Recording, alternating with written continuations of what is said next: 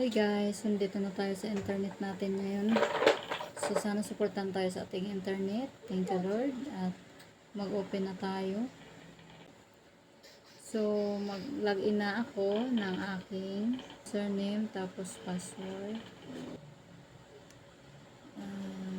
Login na ako. So yan na po yung account natin guys. Ito po yung dalawang item guys na binili ko last January 14. Para ma-avail natin or ma-access natin yung kitaan for the month of February, isend po natin yung products nating binili last January 14. So ito po. So since business partner ko rin po yung aking husband, so para ma-access niya rin yung kitaan for the month of February, po tayong mag-send sa kanya product codes. Papalitan lang po natin ang account niya para mapadala natin sa account niya yung code ng products. Yan po yung account niya, isend na po natin sa kanya.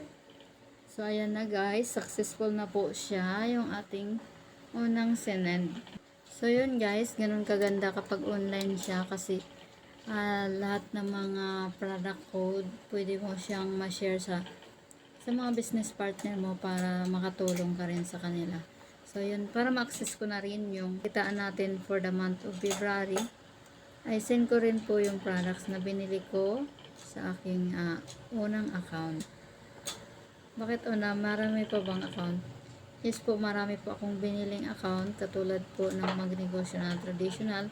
Mas maganda, mas marami, di ba, katulad ng SM, makikita mo sa iba't ibang lugar, meron po yung SM.